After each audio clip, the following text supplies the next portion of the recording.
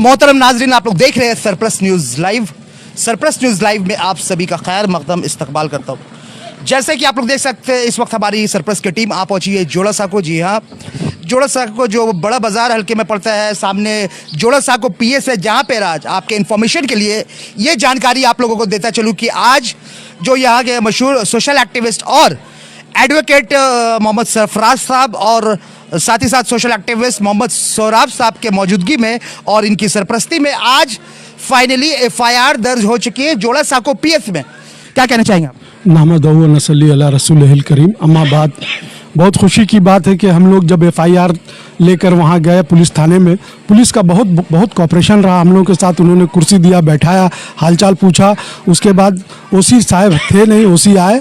आने के बाद हम लोगों को फ़ौरन उन्होंने अपने ऑफिस में बुलाया। बुलाकर हम लोगों का जो भी शिकायत था एफआईआर की कॉपी उन्होंने ले ली। हमारे साथ सोराब भाई थे।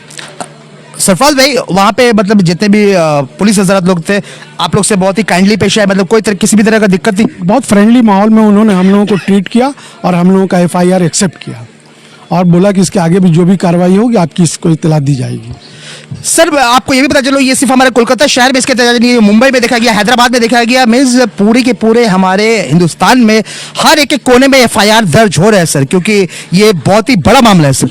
ये नित्यानंद जो है ये सिर्फ यति नरसिंहानंद हमारा और आपका ये दुश्मन नहीं, ये पूरे समाज का दुश्मन है। ये बीमार जहनियत का आदमी है। अभी कुछ दिनों पहले औरतों के खिलाफ इसने बहुत कुछ कहा था, जिस पे उसको अरेस्ट भी किया गया था, लेकिन वही शर्त पे जमानत पे रहा हुआ कि और ऐसा हेट स्पीच नहीं दूंगा।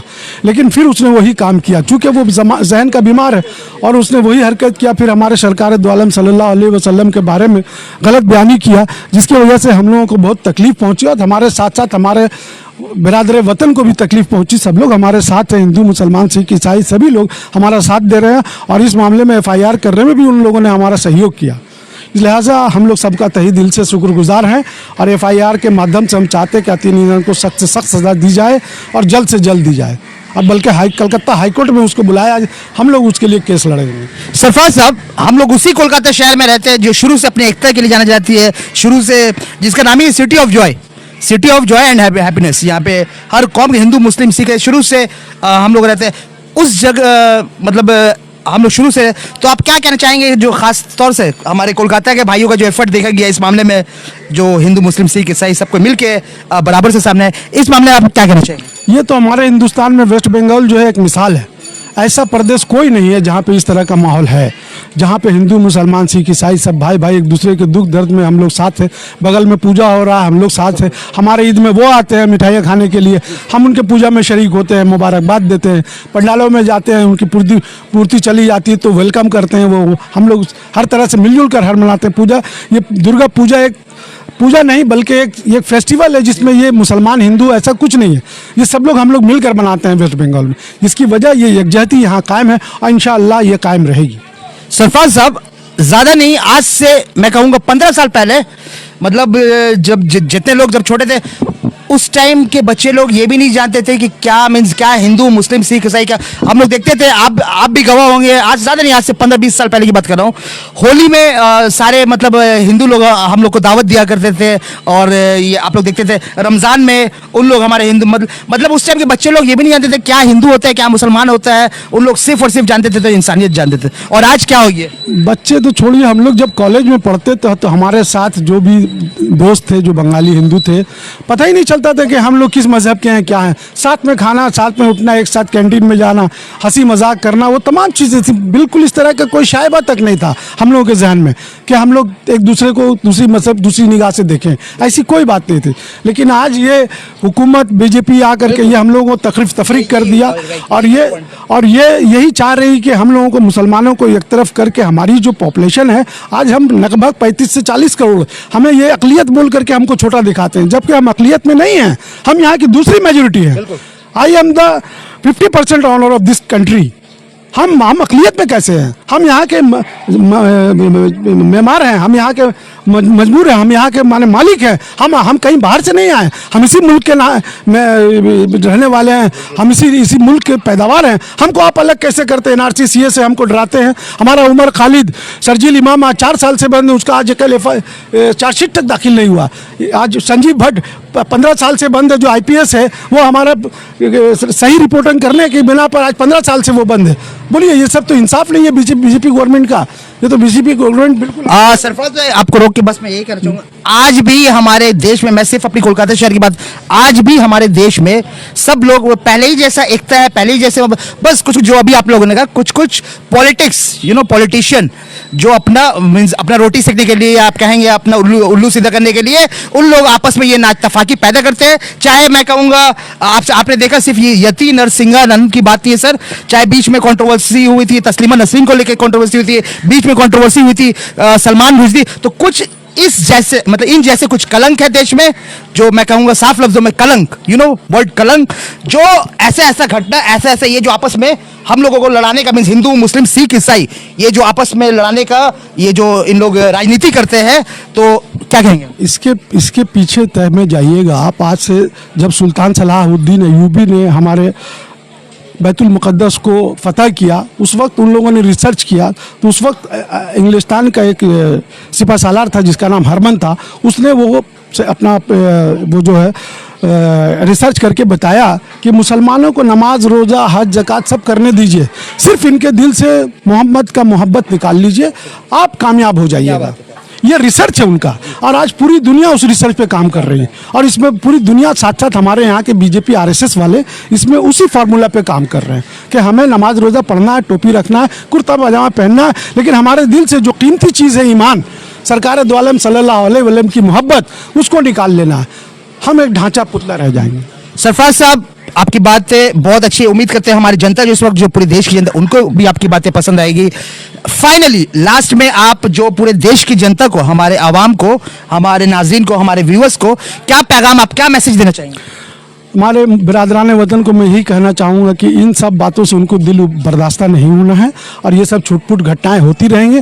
हम एक है, हम लोग को मिलजुल कर रहना है। ऐसी किसी प्रोपेगेंडा पे, कोई बात पे हम लोग को ध्यान नहीं देना। हम लोग जैसे सिरो शक्कर होकर के रहते थे, हम लोग को वैसे ही रहना है, और किसी तरह की कोई बात पे हम लोगों को ध्यान नहीं देना है।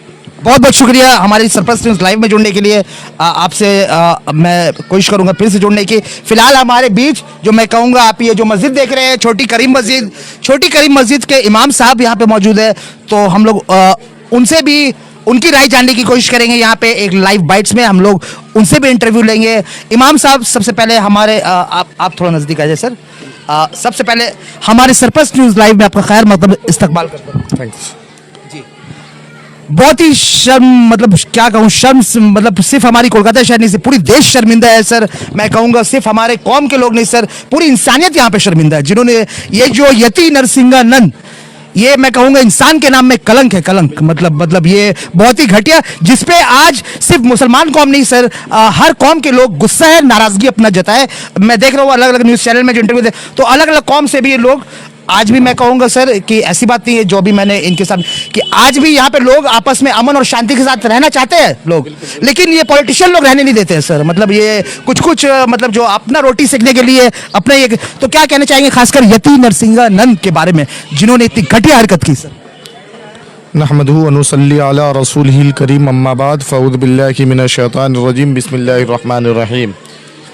यति नरसिंहानंद जो है, हकीकत ये है कि हिंदुस्तान में वो इंतशार पैदा करना चाहता, मज़हब के नाम पर लोगों को बांटना चाहता है, और मुसलमानों की दिल आज़ारी करने की वो कोशिश करता है। अल्लाह के रसूल सल्लल्लाहु ताला अलैहि वसल्लम की शान में वो गुस्ताखी करता है, और इस बात का इल्म पूरी दुनिया को है कि मुसलमानों के लिए सबसे कीमती, जो उनकी जान से भी बढ़कर अल्लाह के रसूल सल्लल्लाहु ताला अलैहि वसल्लम है, और वो अल्लाह के रसूल की शान में गुस्ताखी करके हज़ारों करोड़ों दिल को उन्होंने रुलाया है।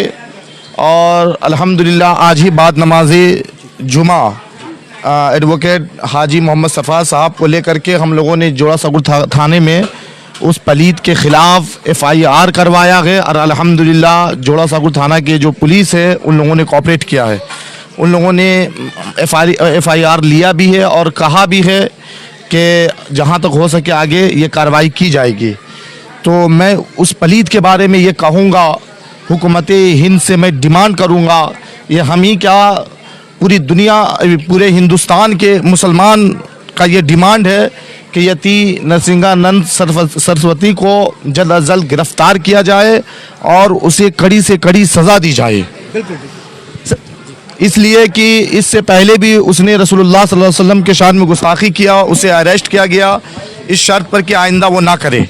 फिर उसके बाद वो बाहर आया, फिर भी अल्लाह के रसूल की शान में गुस्ताखी किया, और कहीं ना कहीं वो अलल ऐलान रसूलुल्लाह की शान में गुस्ताखी करता है, तो FIR दर्ज होने के बाद भी उसे अरेस्ट किया नहीं जाता। कहीं ना कहीं वो हुकूमत की पुष्टपनाही में इस तरह की वो गुस्ताखी कर रही है।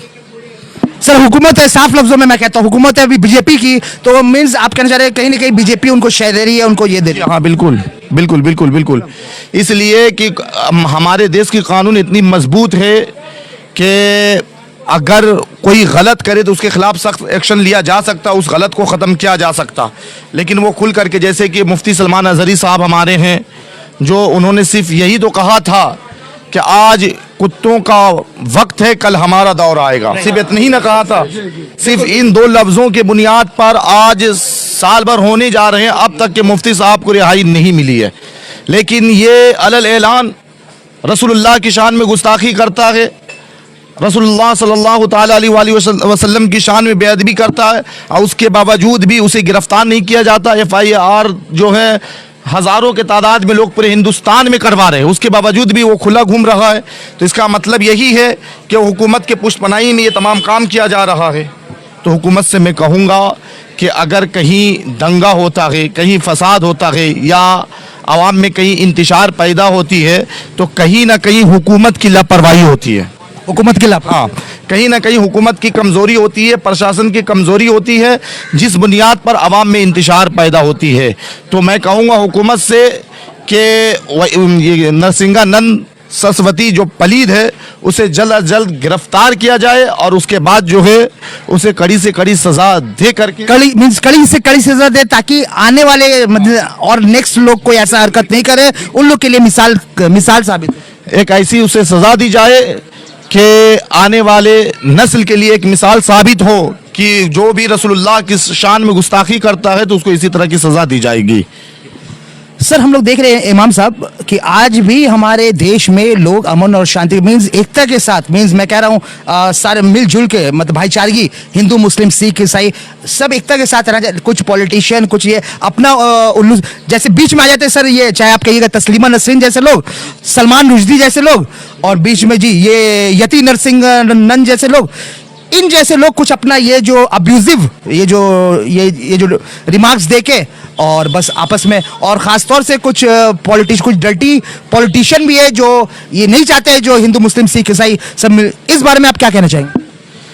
इस बारे में मैं ये कहना चाहूँगा कि आज भी अल्हम्दुलिल्लाह हिंदुस्तान के, चाहे वो मुसलमान हो या हिंदू हो या सिख हो या ईसाई हो, सारे लोग मिल कर के अमन के साथ रहना चाहते हैं, मोहब्बत के साथ रहना चाहते हैं।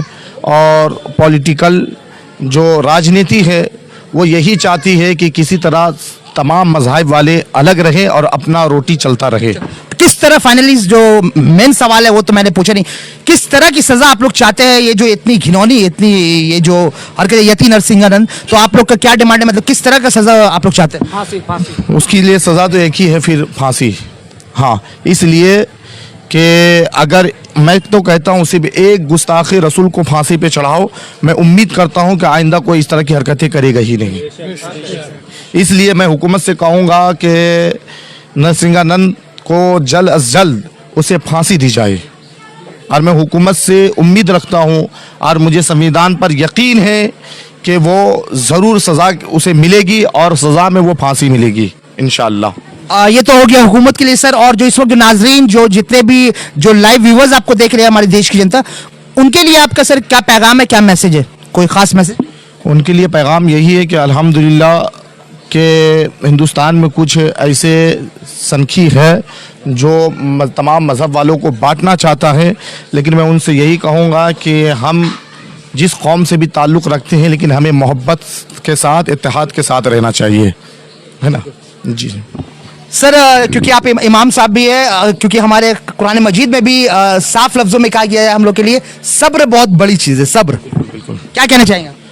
तो हाँ, और तमाम मुसलमानों से मैं ये कहूँगा कि इस तरह से पलीत पैदा होते रहते हैं, उन्हें सब्र करनी चाहिए और कोई भी एक्शन जो है इलीगल ना हो, बल्कि लीगल के दायरे में रह करके, संविधान के दायरे में रह करके आप एक्शन लें।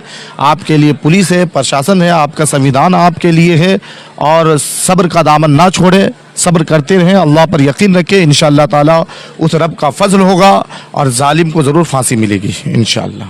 बहुत बहुत शुक्रिया हमारे सरपंच न्यूज़ लाइव में जुड़ने के लिए, अपना कीमती वक्त देने के लिए बहुत बहुत शुक्रिया। चलिए एक और खुसूसी यहाँ पे हमारे बीच खुसूसी में उनसे भी मैं उनकी राय जानने की कोशिश करूँगा। सर, यति नरसिंहानंद जो कि मतलब हमारे हम लोग कहते हैं गुस्ताखे रसूल, हमारे नबी की शान में उन्होंने बहुत ही घटिया से बहुत ही तो उस बारे में आप क्या कहना चाहेंगे, आपका क्या दिमाग? अस्सलाम वालेकुम। सबसे पहला बात, जब गंदा आदमी का नाम लेने से जुबान नापाक हो जाता है, तो हम तो इसका नाम भी लेना नहीं चाहते हैं।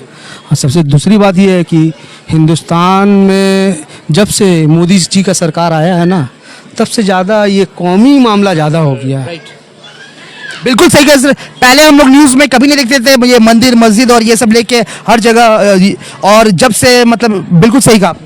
आज आपका ये सी क्या बताया, इसका तो गंदा का नाम भी नहीं। ऐसे ऐसे बहुत गंदे लोग हैं मोदी के छत्रो छाया में पल है। जैसे कि एक तो ले लिए नाजिया लाई, ठीक है, वो गंदी औरत, घटिया औरत, उसको कौन सा लैंग्वेज में गाली देंगे, हमको तो जुबान गंदा नहीं करना है।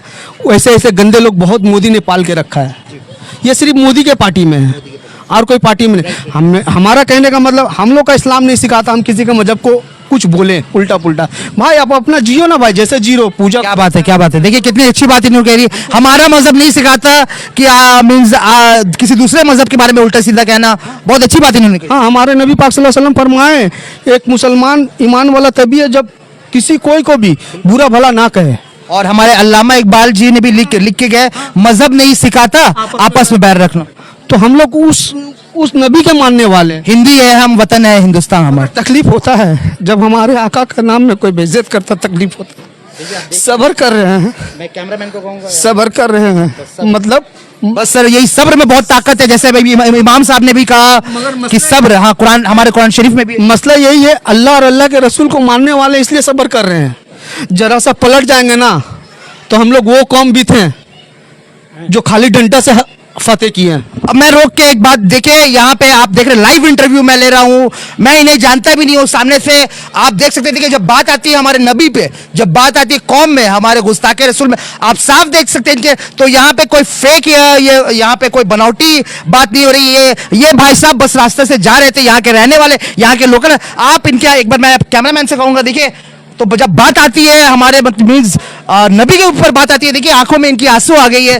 तो ये दिल जो भी है, ये दिल से तकलीफ होती है, दिल से मीन्स। लेकिन इन्होंने बहुत अच्छी बात कही जो इमाम साहब ने भी कही थी, सब्र। हम लोग को सब्र से काम लेना चाहिए। जी बस सब्र कर रहे हैं, सब्र कर रहे हैं और अल्लाह से फरियाद कर रहे हैं। जब फिरौन नहीं रहा, नमरूद नहीं रहा, इसकी औकात क्या है? क्या बात है, ठीक, क्या औकात? ये इसकी औकात क्या है? जो खुदा को दावा करता था वो नहीं रहा, तो ये भी नहीं रहेगा इंशाअल्लाह रहमान, अल्लाह ने चाहा तो ये भी नहीं रहेगा। बस मेरा कहने का मतलब यही है। आज भी बेलगछिया जानते हैं ना, वहाँ आज भी मुसलमान वॉलंटियर बन के पूजा में मेहनत करता है। क्यों, किस लिए? किस लिए? कि हम लोग का आपस में ना इत्तेफाकी ना हो, आपस में इखलाक बना रहे हो। क्यों भाई, तेरा पूजा ते समझना भाई, हम क्यों वॉलंटियर बन के रात भर नींद खराब करे? मगर ये हम लोग इस्लाम में कहा गया है कि नहीं, दूसरे को रिस्पेक्ट दो। देखिए कितनी पॉइंट की बात इन्होंने कह रही है। इनका कहना है बगल में बेलगछिया, देखिए आए दिन वहां पे हमेशा हर साल दुर्गा पूजा में हमारे मुस्लिम भाई रातों भर 24 आवर्स खटते हैं, क्योंकि ये वही मगरबी बंगाल है, वही सिटी ऑफ जॉय है जो अपने एकता के लिए, जो भी मैंने कहा पूरा बंगाल हिंदू मुस्लिम सिख ईसाई जो अपने एकता के लिए मशहूर है। हजारों दोस्त मेरे बंगाली है, उससे सलाम दो, अच्छा इखलाक मोहब्बत। बंगाली एरिया में मेरा काम धंधा है, कोई तरह का ना इत्तेफाकी नहीं। ये मोदी सरकार जब से आया है लोगों के दिमाग में फतूल डाल दिया, तुम हिंदू हो, तुम मुसलमान। राम जी अब आए हैं, इससे पहले राम जी का नहीं थे, इससे पहले राम जी का पूजा नहीं होता था, ये लाए हैं राम जी को। हाँ बिल्कुल सही बात। बस आपस में ना इत्तेफाकी करके आपस में डिवाइड, अंग्रेज वाला चाल चल रहा है एकदम, पूरा अंग्रेज डिवाइड एंड रूल, आपस में सबको लड़ा के अपना हुकूमत करें, बस यही है। और ये आज नहीं तो कल हमारे हिंदुस्तान का आवाम का जब आँख खुलेगा तो इन कहाँ जाएंगे ये पता भी नहीं चलेगा इनको कहाँ। सर लगभग आंख खुल चुकी है, आपने देखा इस बार के रिजल्ट में भी साफ दिखाई दिया कि अब अंधभक्त ज्यादा नहीं रहे सर, अब आस्ते आस्ते लोगों की आंख खुल रही है। हाँ, ये आपका जाके आपको ये तो 2024 में जो हुआ है वो तो उसकी बहुत ही क्लोज फाइट थी सर, बहुत क्लोज फाइट। और उसको शर्म आना चाहिए था, गैरत आना चाहिए था, मगर बेशरम लोग हैं। ये नाजिया इलाही खान, मैं नाजिया इलाही खान के बाद, ये मुसलमान नहीं है मेरे भाइयों, ये मुसलमान नहीं है, इसका नस्ल यहूदी का है, इसका नस्ल यहूदी, इसके बस नाम मुस्लिम का नाम रख लिया, नाम टैग मुस्लिम का लगा लिया, इसकी माँ जरूर यहूदी के पास गई होगी, इसका नस्ल यहूदी का है, एकदम गारंटी बोलेंगे हम। इसलिए मुसलमान होके अपना कौम का अपना इस्लाम का बारे तो बेतुका बात कर ही नहीं सकेगा, सवाल ही पैदा नहीं है।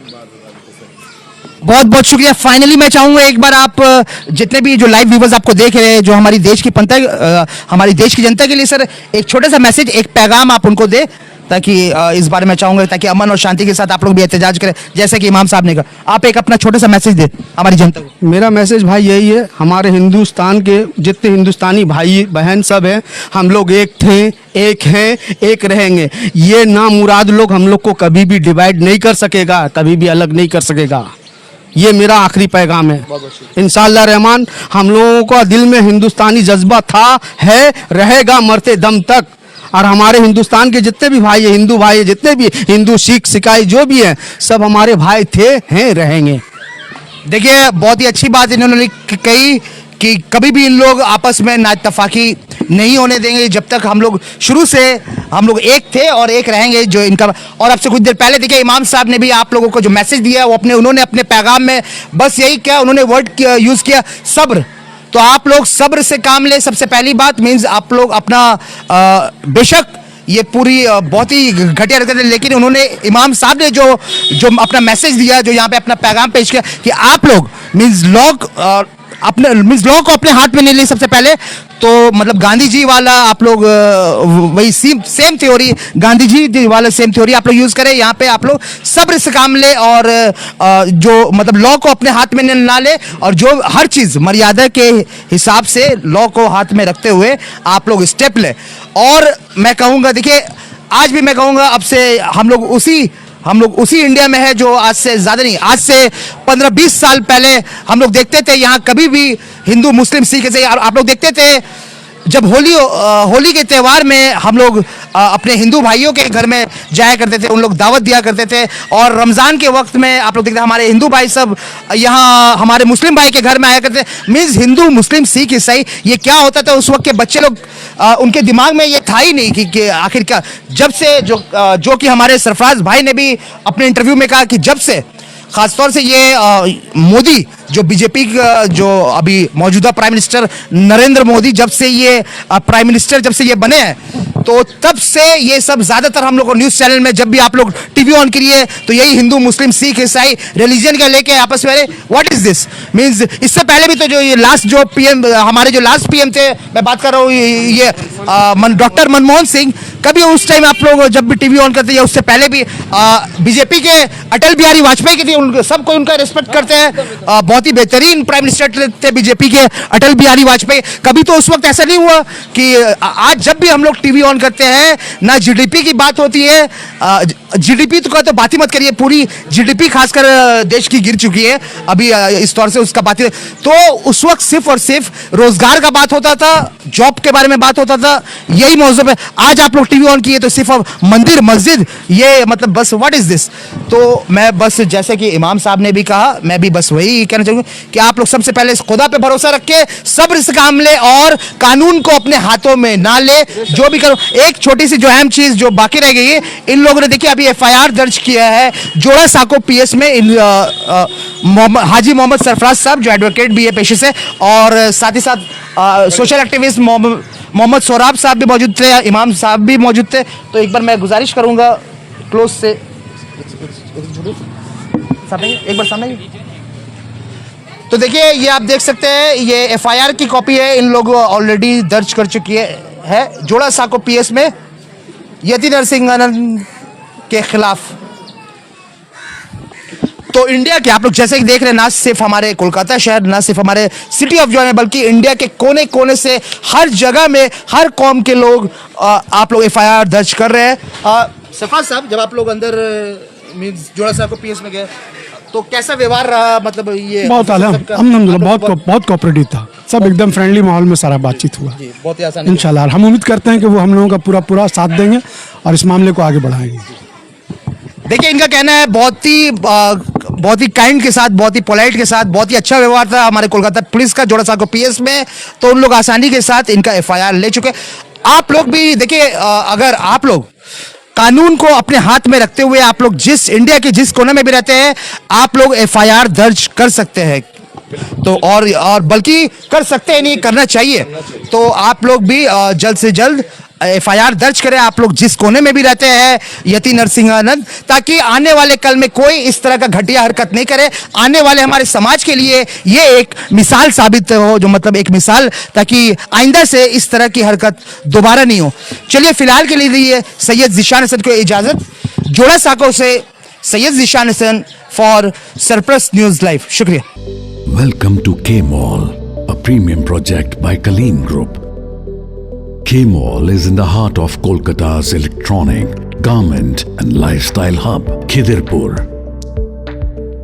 K-Mall, which is designed as a world-class mall, is the outcome of endless effort of our experts, combined with modern superb techniques and new age design. Book now